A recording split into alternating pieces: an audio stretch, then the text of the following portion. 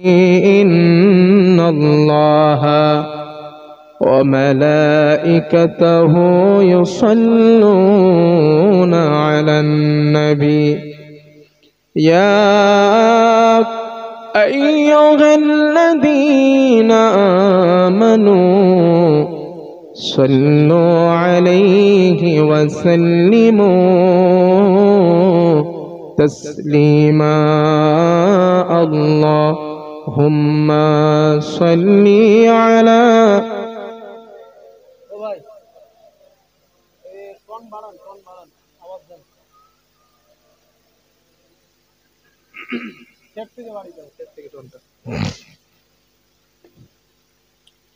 সকলে উচ্চ আওয়াজে নবীর প্রতি ভালোবাসা নিয়ে বলিষ্ঠ কণ্ঠে আর একবার একটু পড়েন আল্লাহুম্মা সাল্লি আলা সাইয়্যিদিনা মাওলানা মুহাম্মদ ওয়া আলা আলিহি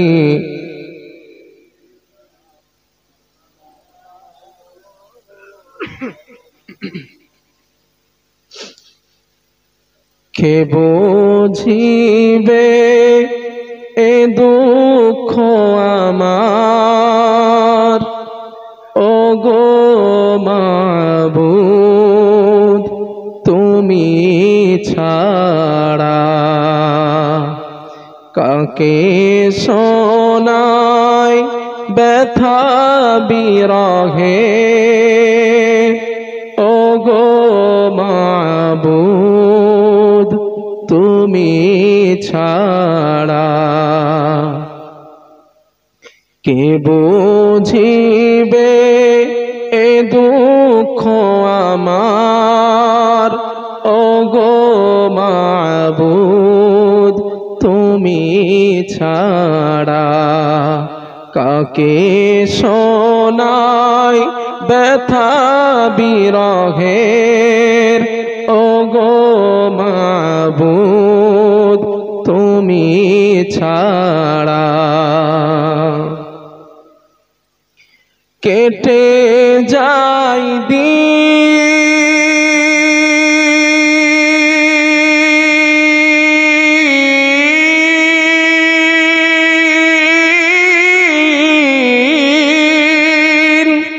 কেটে যাই দিন কেটে যাই রাত বোঝে না কেউ দিলের চাহা কেটে যাই দিন কেটে যাই রাত বোঝে না কেউ দিলের চাহা আপন করে কাছে টেনে আপন করে কাছে টেনে মেটাও জ্বালা গোপিয়ারা কে বুঝিবে এ দুঃখ আমার ওগো মাবুদ তুমি ছাড়া আলহামদুলিল্লাহ আজ জলসার সম্মানিত নির্ধারিত শিক্ষিত সভাপতি সাহেব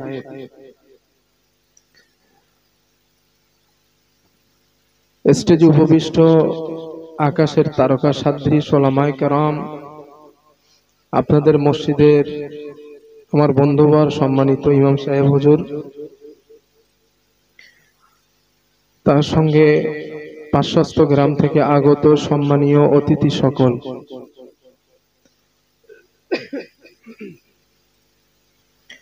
পর্দার আড়াল থেকে আমার কণ্ঠ শ্রবণকারিণী সম্মানিতা মা এবং বোনেরা স্নেহ ভাজন ছোট ছোট বাচ্চারা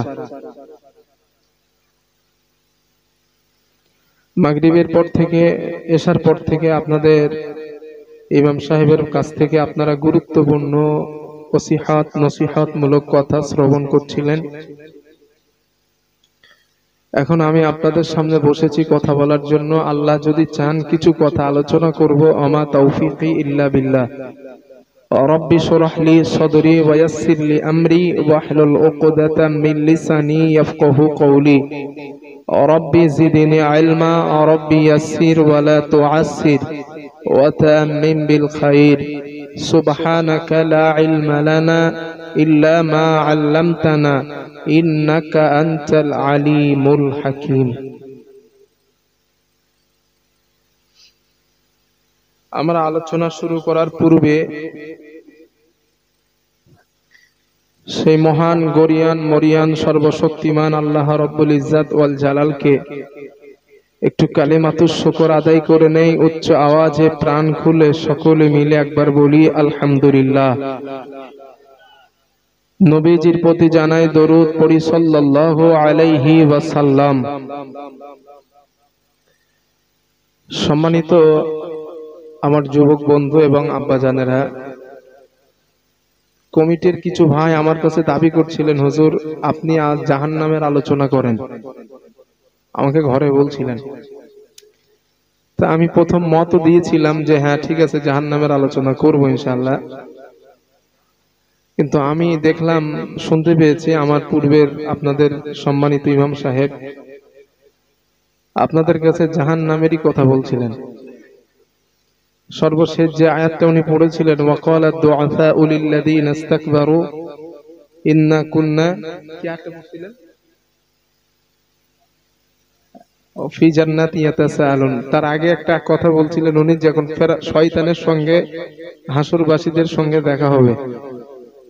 হ্যাঁ, আশ-শাইতানু লাম্মা কুদিয়াল আমরু ইন্নাল্লাহা ওয়া'আদাকুম ওয়া'আদাল হক ওয়া ওয়া'আদতুকুম ফাখলাফতুকুম। শয়তান কিয়ামতের দিন বলবে যে আল্লাহ তোমাদের সঙ্গে যে ওয়াদা করছিল, আল্লাহ তার ওয়াদা পূরণ করেছেন, আর আমি যে ওয়াদা করেছি আমার ওয়াদা আমি খেলাফ করেছি। হ্যাঁ, এটা জাহান্নামীদের সঙ্গে শয়তানের কথা কখন হবে। তো ইমাম সাহেব হুজুর এই ব্যাপারে কথা বলেছেন আপনাদের কাছে, তাই আমি ভাবছি যে আমি আর জাহান্নামটা বলবো না, যেহেতু উনি বলে ফেলেছেন। নাকি বলেন আপনারা? অন্য কিছু বলি। এবং আমি এই কথাটাও জিজ্ঞেস করেছিলাম যে আমি তো আপনাদের এখানে আশেপাশে কয়েকটা জায়গায় গত বছর এসেছিলাম, যে আপনারা আমার কাছ থেকে কি কি আলোচনা শুনেছেন মোটামুটি একটু বলেন। তা ভাইয়েরা আমাকে বললেন, হুজুর আপনি গত বছর আমাদের ঈদগাহে, যে ঈদগাহে আমি নবীজির দাওয়াতি জীবন নিয়ে কথা বলেছিলাম, মনে আছে আপনাদের? মনে আছেন ইনশাআল্লাহ? নবীর দাওয়াতি জীবন বলেছিলাম। এখান থেকে বর্ডারের পাশে এসেছিলাম, ওখানে বলেছিলাম আল কোরআন সায়েন্স, কোরআন এবং বিজ্ঞান। আর এই আর একটা জায়গায় এসেছিলাম, ওখানে বলেছিলাম কিয়ামতের আলামাত। মনে পড়ছে আপনাদের নাকি না সব ভুলে গেছেন? মনে আছে ইনশাআল্লাহ না? আচ্ছা, দুই একজনের মধ্যে আছে, বাকিগুলো ভুলে গেছে। তো যাই বা হোক, ভুলে যাওয়াটাই স্বাভাবিক। যদি আপনারা ভুলে না যান তা আমাদের থেকে তো বড় আলেম হয়ে যাবেন আপনারা। কারণ জীবনে যা বক্তব্য আপনারা শুনেছেন, নসিহত শুনেছেন, সব যদি মনে রাখতেন আমাদের থেকে বড় আলেম হয়ে যেতেন। মনে থাকে না বলি আপনারা হতে পারেননি। তো আজ আমি আপনাদের কিছু হাদিস শোনাই,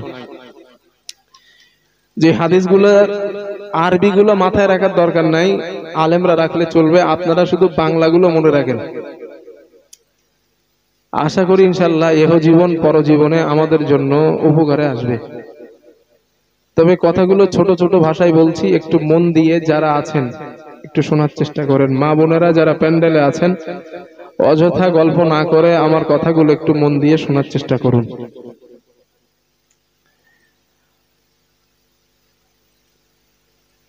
আমি প্রশ্ন দিয়ে আলোচনাটা শুরু করি আপনাদের কাছে।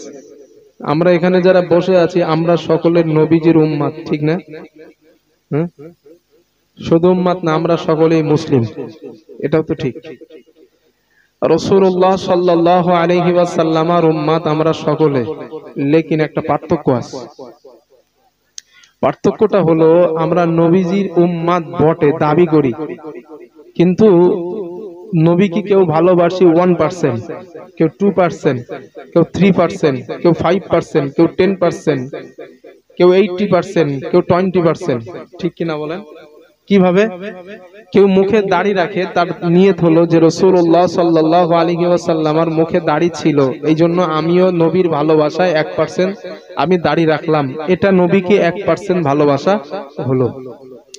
আল্লাহর হাবিব মাথায় টুপি দিতেন, আজ আপনি মাথায় টুপি দিয়েছেন আর মনে মনে করেছেন যে আল্লাহর রসুল মাথায় টুপি দিয়েছেন, আমিও টুপি পরি, তো 1% আর 1% ভালোবাসা হলো।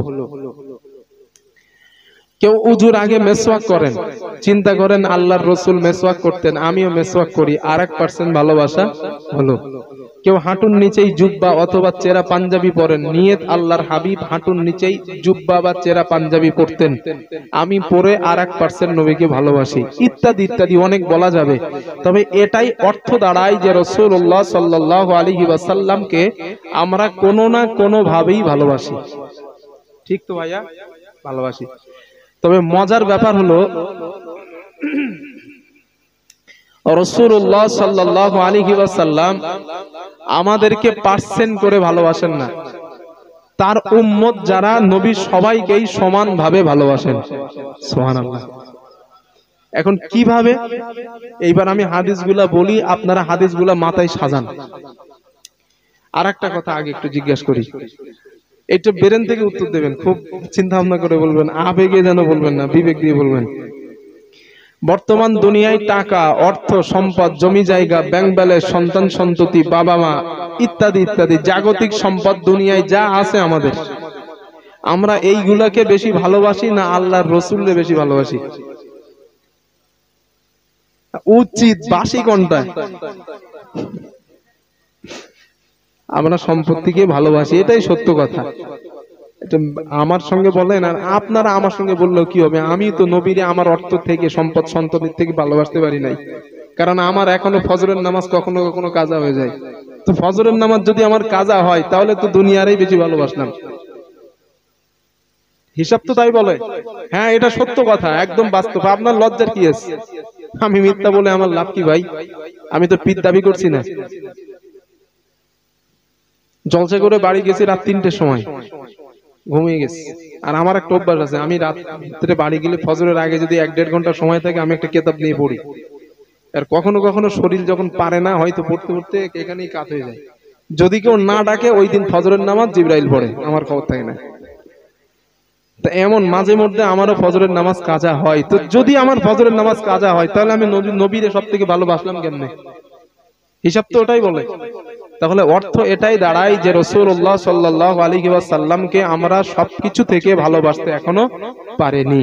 তবে প্রশ্ন হলো, এটা সঠিক, এটা সত্য, এটাই 100% যে সবকিছু থেকে আল্লাহর হাবিবকে বেশি ভালোবাসতে হবেই, এটাই ফাইনাল, এর বিকল্প কোনো কথা নেই, বাসতে হবেই।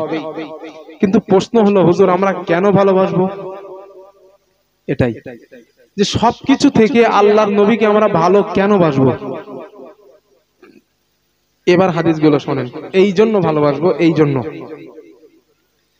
আমরা জানি হযরতে আদম আলাইহিস সালাতু ওয়াস সালাম থেকে নিয়ে মুহাম্মদ সাল্লাল্লাহু আলাইহি ওয়াসাল্লাম পর্যন্ত দুনিয়ায় যত নবী আর রাসূল এসেছেন, প্রত্যেকটা নবী এবং রাসূলের আপন আপন উম্মতের প্রতি একটা মায়া ছিল, একটা ভালোবাসা ছিল, একটা মহব্বত ছিল।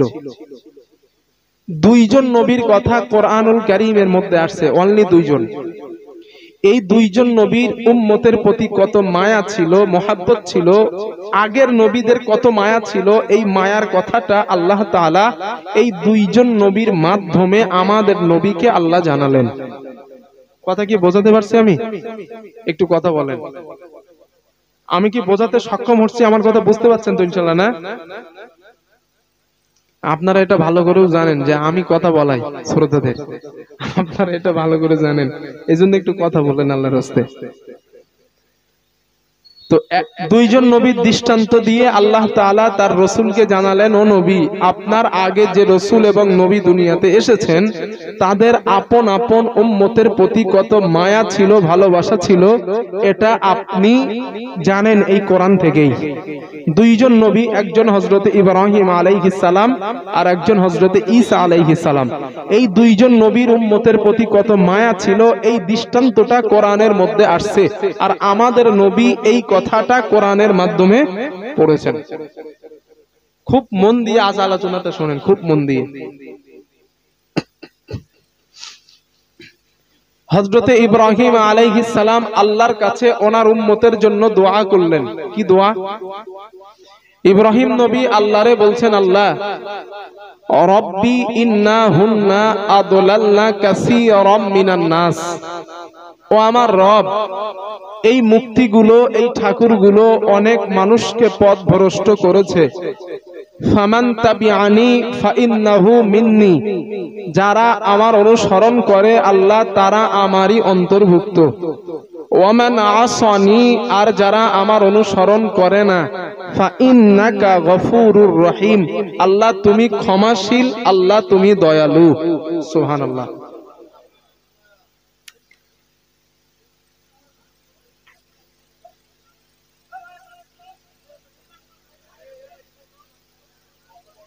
এখানে কিরমান কাতিবিন ওকেন সব আল্লাহর ফেরেশতারা,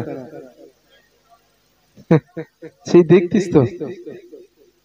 কমিটির দায়িত্বে যারা আছেন ভাই, প্যান্ডেলের আশেপাশে কথাটা বলা চলবে না, আপনারা গল্প করার দরকার হয় সাইটে গিয়ে করেন আল্লাহর রাস্তে। যারা কথা শুনছে তাদেরকে শুনতে দেন। আচ্ছা, আপনারা আমার কথা শুনেন, সময় নষ্ট করেন না আল্লাহর রাস্তে।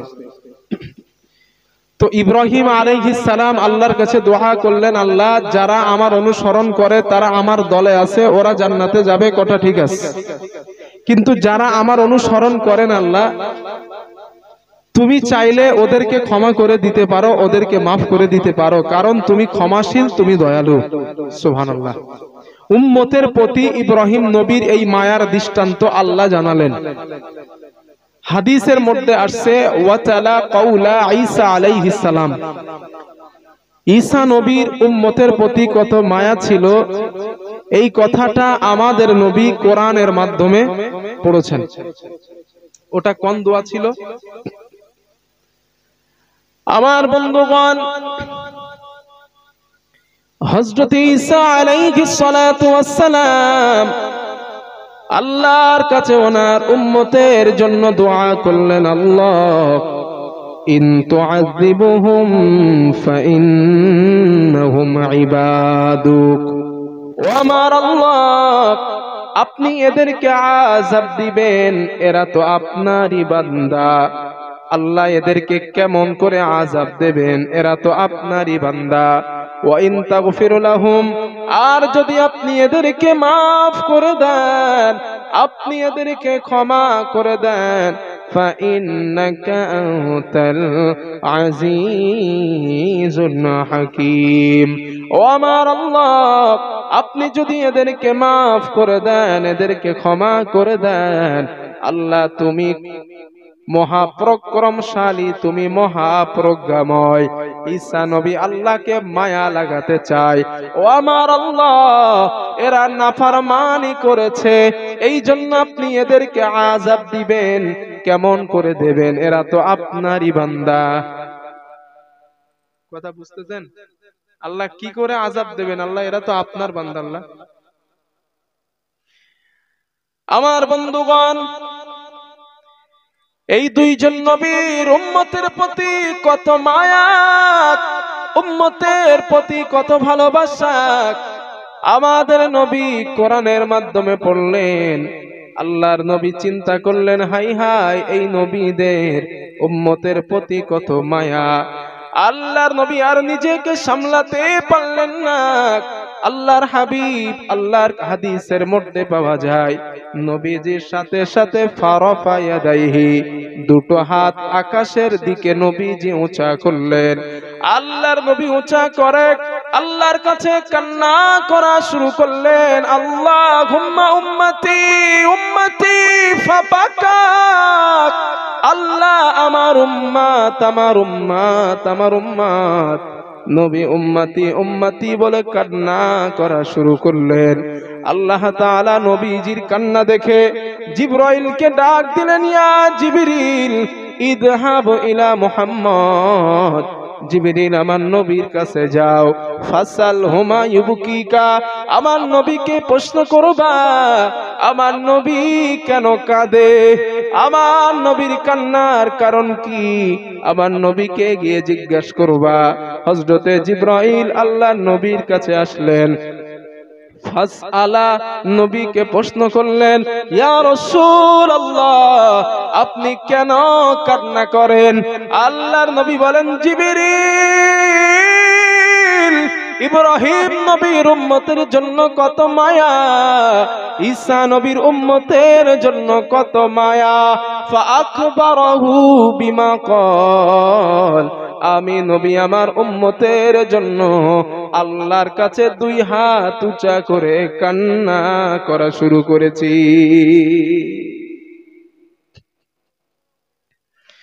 হযরতে জিবরাইল বলেন, ইয়া রাসূলুল্লাহ আপনি কান্না করবেন না, আল্লাহ তাআলা আমাকে পাঠিয়েছেন আপনার কান্নার কারণ জানার জন্য।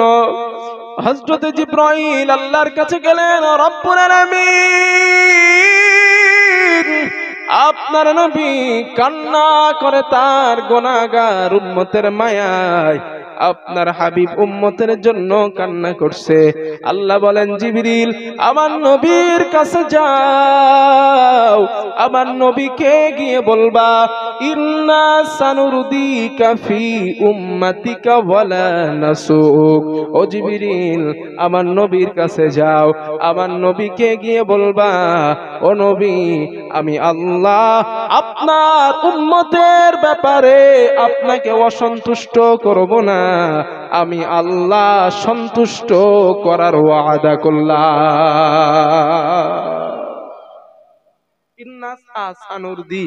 অবশ্যই নবী আমি আল্লাহ আপনারে সন্তুষ্ট করবই। সুবহানাল্লাহ। এবার বলেন, এই নবীর মায়া এই উম্মতের প্রতি কম না বেশি? জোরে বলেন, আরো জোরে বলেন। এই জন্য দুনিয়ার অর্থ, টাকা, পয়সা, সম্পদ সবকিছু থেকে এই নবীকেই বেশি ভালোবাসা দরকার। কথা বোঝাতে পেরেছি আমি যে কেন ভালোবাসবো নবীকে সব থেকে? কারণ নবী আমাদের সব থেকে ভালোবাসে, আমাদের জন্য কান্নাও করছে নবী। বোঝাতে পারছি তো আজ ইনশাআল্লাহ। আমি হাদিস নাম্বার 2, আমাদের নবীর আমাদের প্রতি কত মায়া। আজকের আমার সাবজেক্ট হবে শুধু মায়া, মায়া মায়া মায়া। হাদিস নাম্বার 2, আল্লাহর নবী বলেন, ক্বালা রাসূলুল্লাহ সাল্লাল্লাহু আলাইহি ওয়াসাল্লাম, রাসূলুল্লাহ সাল্লাল্লাহু আলাইহি ওয়াসাল্লামের বর্ণনা, আল্লাহর নবী বলেন, আমার উম্মত মাসালি ওয়া মাসালুকুম কামাসালি রাজুলিন আও ক্বাদা নারা। আল্লাহর নবী বলেন, আমার উম্মত তোমাদের আর আমার দৃষ্টান্ত হলো ওই ব্যক্তির মতো যেই ব্যক্তিটা দুনিয়ার কোন একটা জায়গায় আগুন প্রজ্বলিত করেছে, আগুন জ্বালালো, ফাজআলাল জানাদিব ওয়াল ফারাশু ইয়ালকাউনা ফিহা, ফড়িং আর পতঙ্গগুলা আগুনের মধ্যে একের পর এক পড়ে যায়। আল্লাহর নবী বলেন, আমার সাহাবারা ওই মানুষটা ফড়িং আর পতঙ্গগুলাকে আগুনে পড়া থেকে বাঁচাইতে চায়।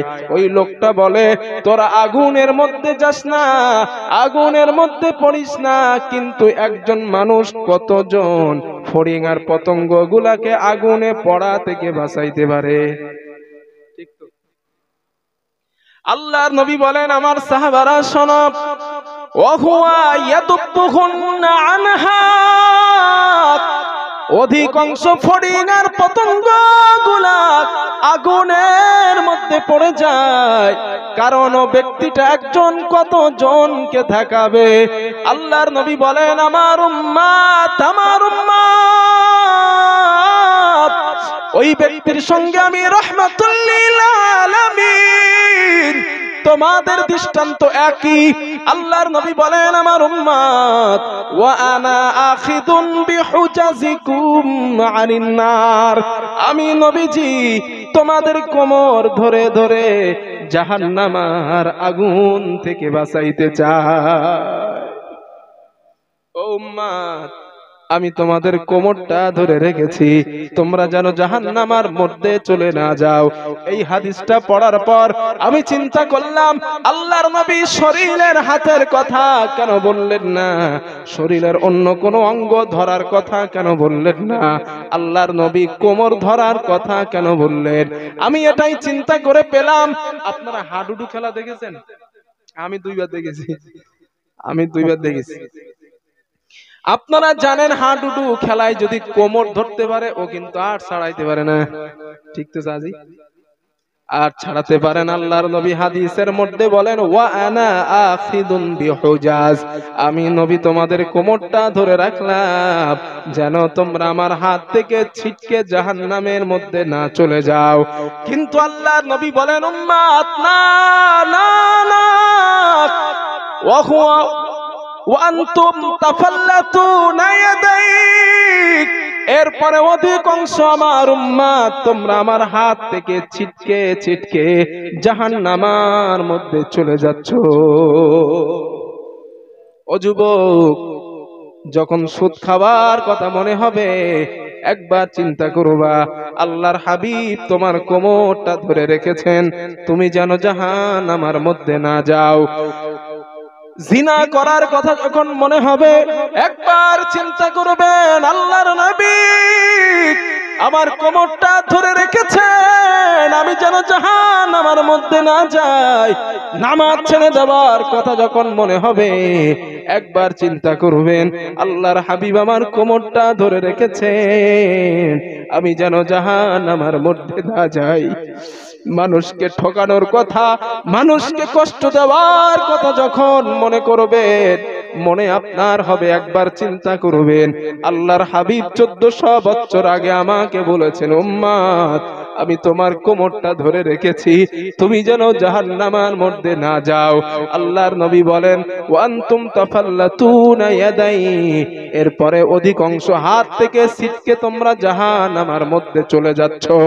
ও যুবক, ওই যারা জাহান্নামের মধ্যে চলে যায় তুমি যেন তাদের দলভুক্ত হবে না, তুমি যেন তাদের দলভুক্ত না হও। এই চিন্তা করে গোনাহ সামনে আসলে গোনাহ থেকে পিছিয়ে আসা দরকার, ঠিক কি না? জোরে বলেন। তাহলে 2 নাম্বার হাদিস থেকে জানলাম যে আল্লাহর রাসূল আমাদের কত ভালোবাসেন, যে কোমর ধরে রেখেছেন যাতে আমরা জাহান্নামে পড়ে না যাই। তাহলে বলেন ওই নবীর এই সবথেকে ভালোবাসা দরকার? বিবেক থেকে বলেন দরকার না? বলেন দরকার তো। আগে হাদিসগুলো কমপ্লিট করি তারপর বলি। তাহলে হাদিস বলছি কটা? 2টা। হাদিস নাম্বার 3, এই হাদিসটা বুখারীর লম্বা একটা হাদিস, একদম লম্বা, অনেকটা বড় হাদিস। একটু ধৈর্য ধরে শোনেন, হাদিসের মধ্যে আমাদের জন্য অনেক আশার আলো আছে।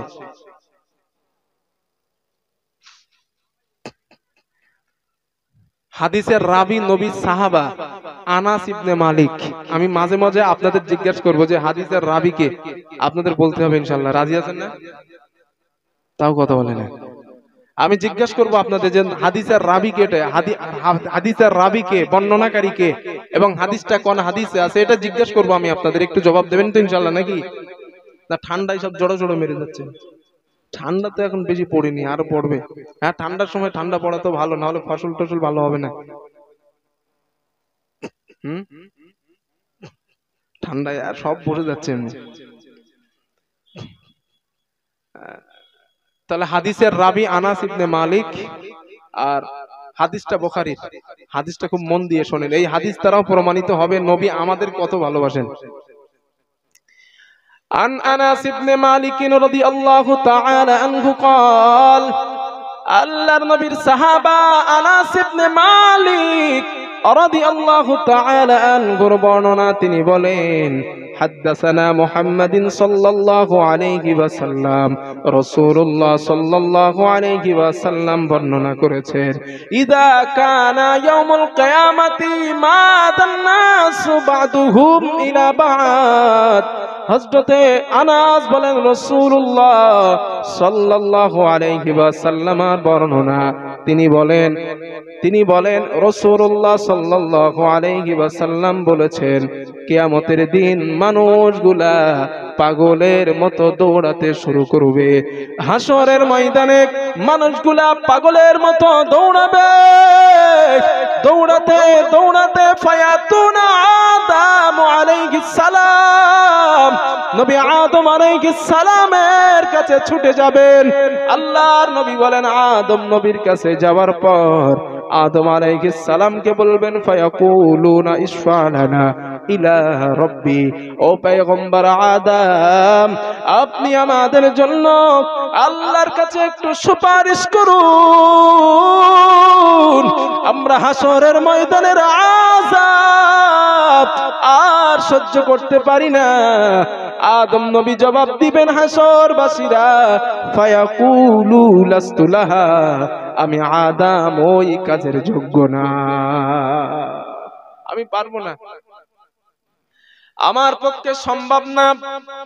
ওয়ালাকিন আলাইকুম বিইব্রাহিম আলাইহিস সালাম, তোমরা নবী ইব্রাহিমের কাছে যাও, ফাইন্নাহু খলিলুর রহমান, তিনি রহমানের অনেক কাছের বন্ধু, তিনি তোমাদের জন্য আল্লাহর কাছে সুপারিশ করতে পারবেন। আল্লাহর নবী বলেন, সমস্ত হাসরবাসীরা ঈসা নবীর কাছে যাবেন, ও পয়গম্বর ইব্রাহিম আপনি আমাদের জন্য আল্লাহর কাছে একটু সুপারিশ করেন।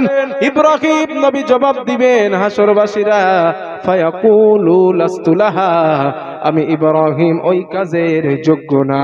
ওয়ালাকিন আলাইকুম বিমূসা আলাইহিস সালাম, তোমরা নবী মূসার কাছে যাও, ফাইন্নাহু কালিমুল্লাহ, তিনি আল্লাহর সামনে আল্লাহর সঙ্গে দুনিয়ায় কথা বলতেন, আজ তো কথা বলার সুবর্ণ সুযোগ, তিনি তোমাদের জন্য আল্লাহর সামনে কথা বলবেন। আল্লাহর নবী বলেন, ও আমার সাহাবারা, হাসরবাসীরা নবী মূসার কাছে যাবেন, নবী মূসা বলবে, না না আমি তোমাদের জন্য আল্লাহর সামনে কথা বলতে পারবো না। ওয়ালাকিন আলাইকুম বিঈসা আলাইহিস সালাম, তোমরা নবী ঈসার কাছে যাও, ফাইন্নাহু রূহুল্লাহ ওয়া কালিমাতুহু, তিনি আল্লাহর দেওয়া রূহ, আল্লাহর দেওয়া কালিমা, তিনি তোমাদের জন্য আল্লাহর সামনে কথা বলতে পারবেন। তোমরা ঈসা নবীর কাছে যাও, ঈসা নবীর কাছে আসবেন, ঈসা নবীও একই জবাব দিবেন, ফায়াকুলু লাস্তু লাহা, আমিও পারবো না। কি বুঝলেন চাচাজি এখান থেকে? আল্লাহর জলিলুল কদর নবী ইব্রাহিম, আল্লাহর জলিলুল কদর নবী ঈসা, আল্লাহর জলিলুল কদর নবী মূসা, বুখারী শরীফের হাদিস, যার ছলতে কোনো সমস্যা নাই, সেই হাদিসে নবীজি তার জবান থেকে বলছেন, এই নবীগুলাও আল্লাহর সামনে কথা বলার সুযোগ পাবে না। আপনি কার আশায় বসে আছেন বলেন আমারে?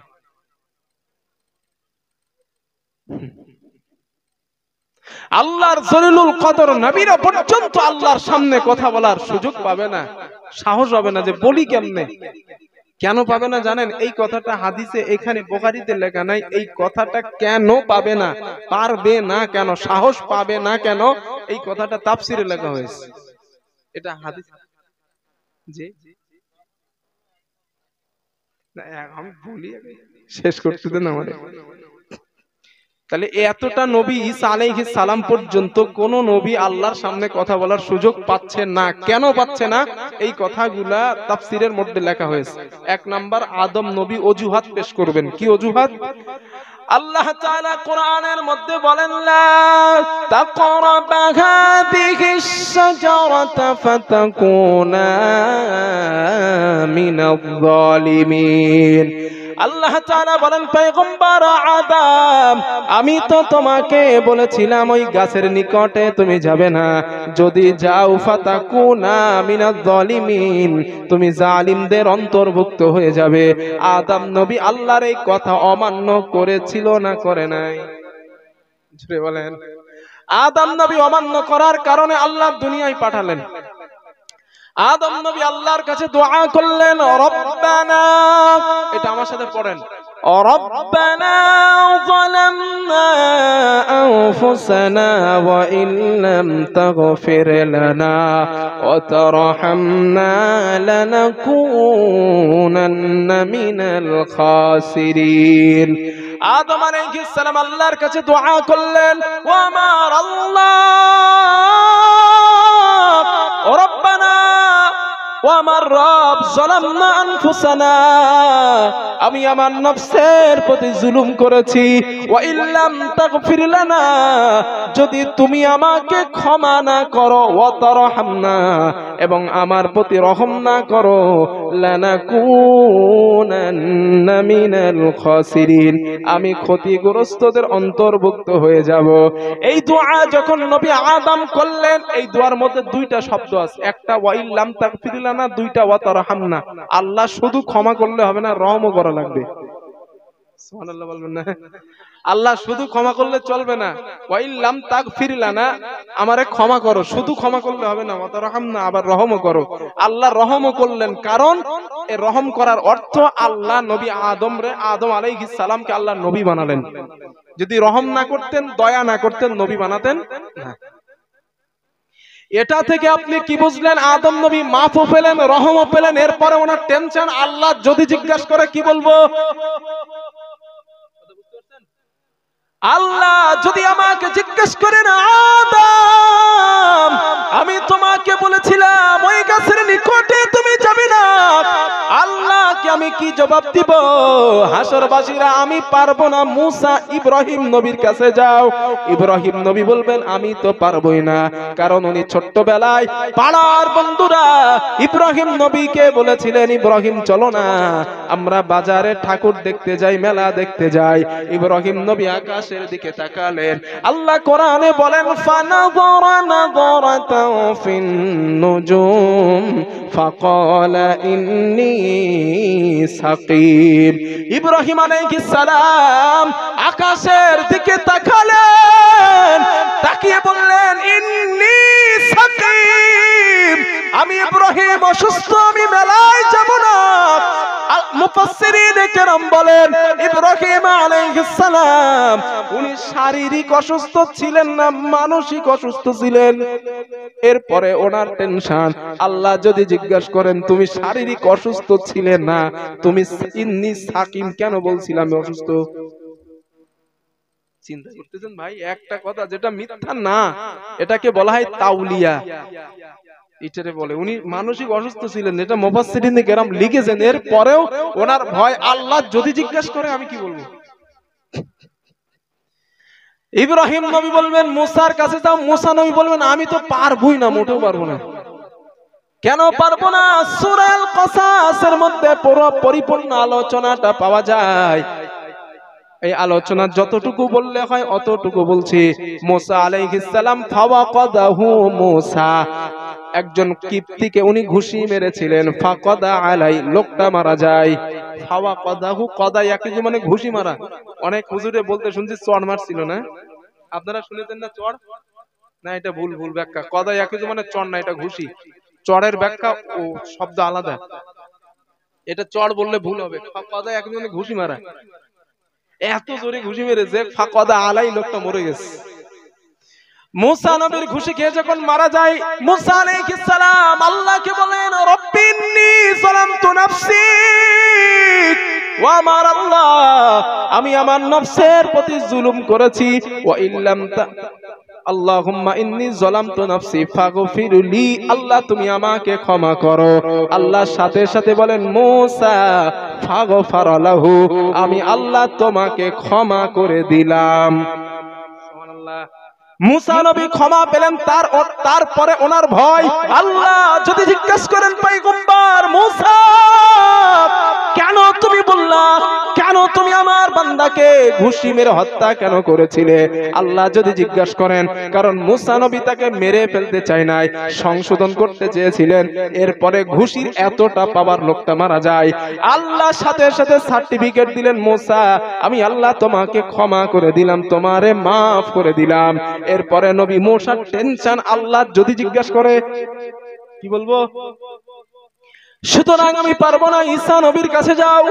ঈসা নবী বলবেন না না না, আমি ঈসা তো পারবোই না, কারণ গোটা দুনিয়ার খ্রিস্টানেরা আমি ঈসাকে আল্লাহর ছেলে বলেছিল।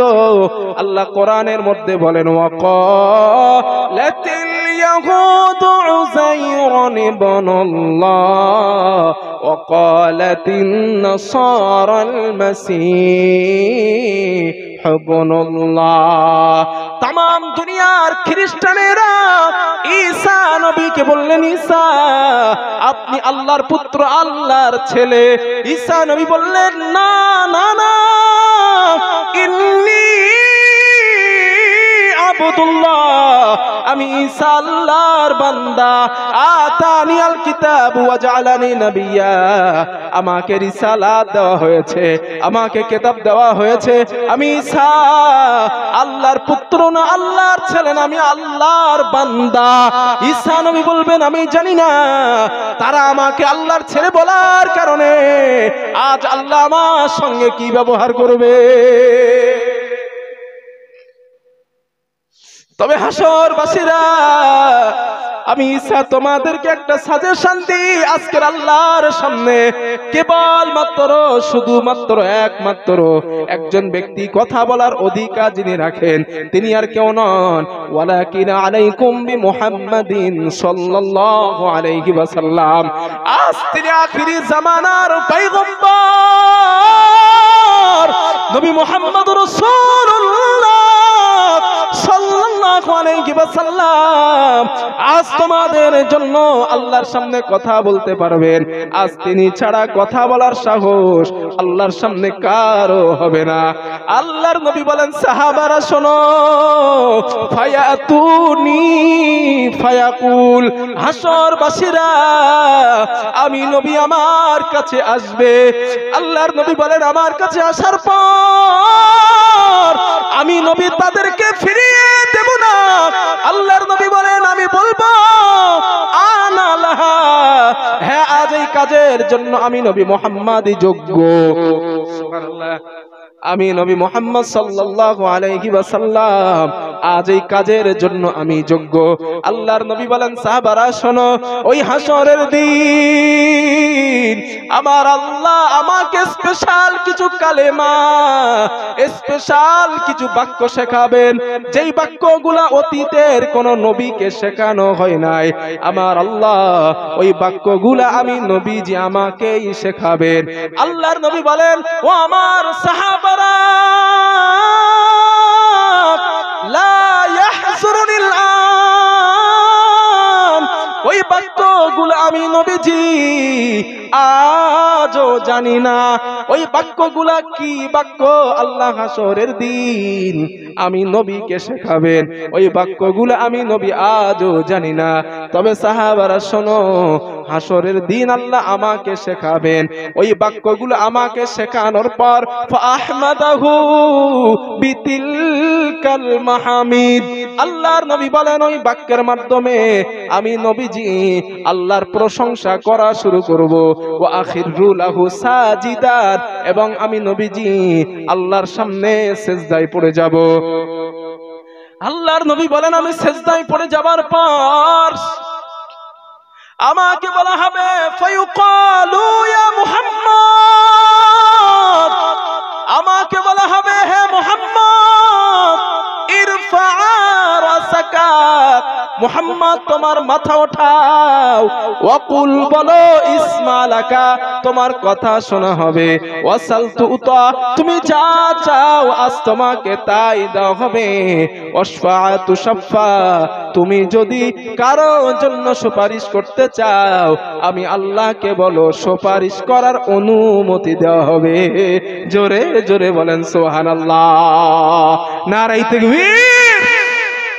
ও নবী বলেন আপনি কার জন্য সুপারিশ করতে চান? আমি আল্লাহকে বলেন, আমি আল্লাহ আপনার সুপারিশ করার অনুমতি দেব। কোন নবী পেরেছিলেন? একটু কথা বলেন। সক্ষম হয়েছে কার কথা বলার? রাসূলুল্লাহ সাল্লাল্লাহু আলাইহি ওয়াসাল্লামের। নবীজি বলেন আমাকে বলা হবে মুহাম্মদ তুমি যদি কারো জন্য সুপারিশ করতে চাও আমারে বলো, আমি আল্লাহ অনুমতি দেব। এবার নবী কি বলে দেখেন। আল্লাহর নবী বলেন সাহাবারা শোনো, আমি আল্লাহর কাছে বলবো ফায়াকুলু ইয়া রাব উম্মতি উম্মতি উম্মতি, আল্লাহ আমার উম্মত আমার উম্মত আমার উম্মত। আল্লাহর নবী বলেন আমি উম্মতি উম্মতি বলে যখন কান্না করা শুরু করব আল্লাহ তাআলা আমাকে বলবেন হাবিব, ফায়ুকালু ইনতালিক হাবিব আপনি এগিয়ে যান, ফাখরিজি মিনহা মান কানা ফি কলবিহি মিসকালা হাববাতিন আও শাইরাতিন মিন ঈমান, যাদের অন্তরে বালু দানা পরিমাণ ঈমান বিদ্যমান রয়েছে আপনি তাদের জন্য সুপারিশ করে আমি আল্লাহর জান্নাতে নিয়ে যান। কতটা ঈমান ভাই? একটু কথা বলতে হবে। শাইরা শব্দের বাংলা অর্থ বালু, বালু দানা। যাদের অন্তরে বালু দানা পরিমাণ ঈমান আছে ও নবী আপনি তাদের জন্য সুপারিশ করে আমি আল্লাহর জান্নাতে নিয়ে যান। এখানে একটা প্রশ্ন আছে ভাই, প্রশ্নটা হলো আমি আপনাদের জিজ্ঞেস করি হাসরের ময়দানে আদম নবীর উম্মত আছে না নেই? কথা বলেন। ঈসা নবীর, মুসা নবীর, দাউদ নবীর, ইব্রাহিম নবীর, আমাদের নবীর মানে আমরাও আছি। এখন এতটা উম্মতের মাঝে নবীজি তার উম্মতরে চিনবেন কিভাবে? চিনতে তো পারবে এটা আমাদের দাবি, কিন্তু চিনবেন কিভাবে? এইটা তো একটা শুনে রাখছেন, আরো তিনটে আছে। মুসলিম শরীফের একটা হাদিস শুনে নবী চিনবেন কিভাবে, এই হাদিসের মধ্যে নবীজি বলেছেন জি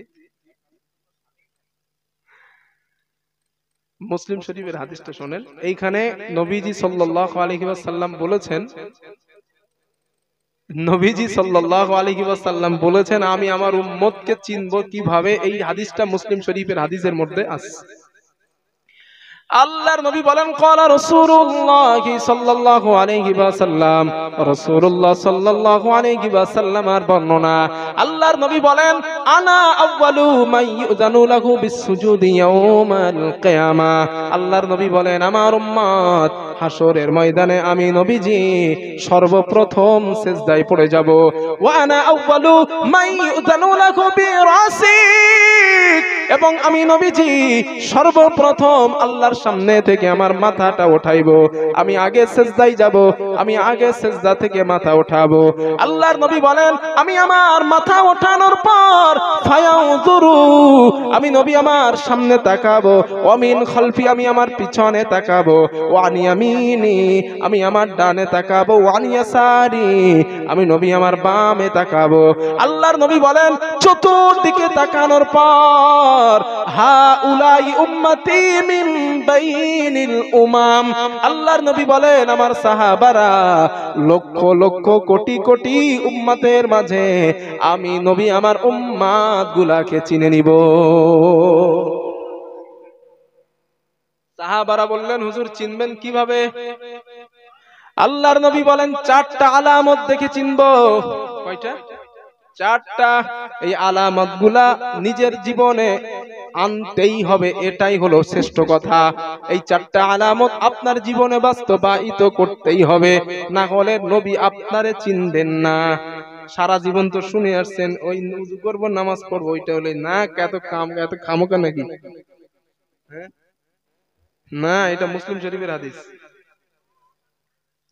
আল্লাহর নবী বলেন, সাহাবারা শোনো, এক নাম্বার আলামত, আমি আমার উম্মতকে চিনবো, আমি আমার উম্মতকে চিনবো, আরিফুহুম, আমি আমার উম্মতকে চিনবো, মুহাজ্জালুনা মিন আসারিল ওযুদ, আমার যেই উম্মতটা নামাজ পড়ার জন্য ওযু করত, ওই ওযুর জায়গায় আল্লাহ জ্যোতি দিয়ে দিবেন, ওই জ্যোতি দেখলেই আমি নবী চিনতে পারবো এটা আমারই উম্মত।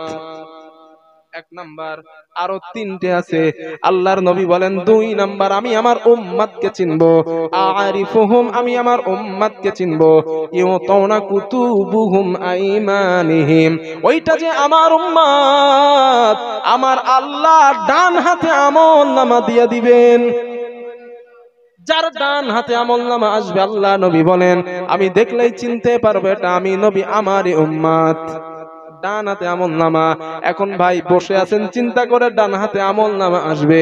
ডান হাতে আমলনামা যদি পেতে চান, সুদ খাওয়া ছেড়ে দেন।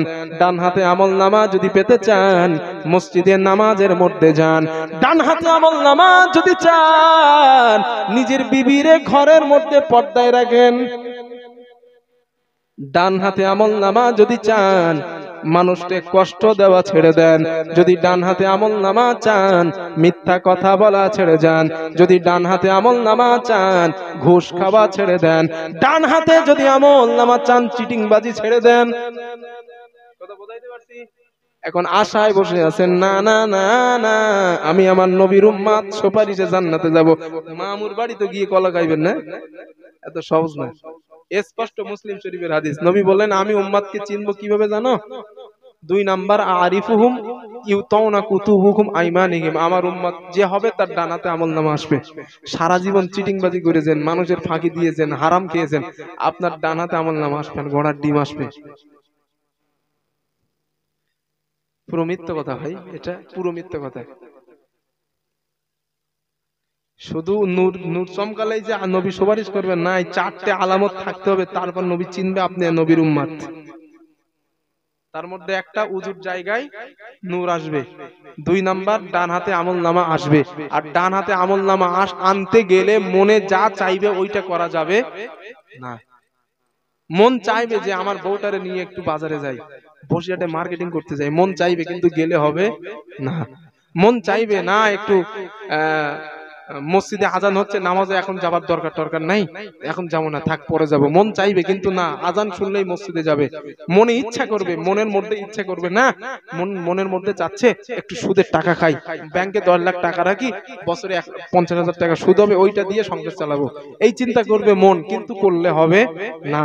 কারণ হযরতে ওমর রাদিয়াল্লাহু তাআলা আনহু বলেছেন, মাইয়াত্তাকিল্লাহ, যে ব্যক্তি বলে যে আমি আল্লাহরে ভয় করি, ভালো করে শুনেন, যেই ব্যক্তি বলে আমি আল্লাহরে ভয় করি, যার দাবি আমি আল্লাহরে ভয় করি, আমি মুমিন, মাইয়াজআল্লাহু মাখরাজা, তার মনের মধ্যে যা চাইবে সে তা করতে পারে। কথা বুঝতেছেন ভাই? আমার মন চাইবে আমি জিনা করি, ইচ্ছা হবে সুন্দরী মেয়ে দেখলে না ওর সঙ্গে একটু জিনা করি, ইচ্ছা করবে, কিন্তু করা যাবে না। কেন? আমি মুমিন, আমি মুমিন। যে মুমিন তার ইচ্ছা করলেও সে করবে না। কেন করবে না? হযরত ওমর বলেন, মাইয়াজআল্লাহু মাখরাজা, তার মন যা চায় সে কখনো করতে পারে না, যে দাবি করে আমি আল্লাহরে ভয় করি। কথা বুঝতেছেন? এরপরে আল্লাহকে ভয় করেন, আপনি মুসলিম, আপনি ইমানদার, আপনি দাবি করার পরেও আপনার মন চাইছে সুদ খাইতে গেলেন, আপনি মুসলমান ইমানদার না, আপনি চিটিংবাজ, পাক্কা চিটিংবাজ একদম। এটাই সত্য কথা, রাগ করলেও কিছু করার নাই, একদম পাকা চিটিংবাজ আপনি, দুমুখো, আল্লাহর সঙ্গে চিটিংবাজি করতেছেন। কারণ একদিকে আল্লাহর সঙ্গে বলতেছেন আল্লাহ আমি সুদ খাবো না, আবার অপর দিকে এসে চুরি করে রাতের অন্ধকারে সুদ খাচ্ছেন। আল্লাহর সঙ্গে এখানে ওয়াদা করতেছেন আল্লাহ আমি নামাজ ছেড়ে দেবো না, আবার ওইখানে গিয়ে মোড়ের মাথায় এক হাতে বিড়ি আর এক হাতে 4 গ্লাস বিড়ি টানেন আর ফুদান, ফুজায় কত দূর। চিটিংবাজি হইল না আল্লাহর সঙ্গে?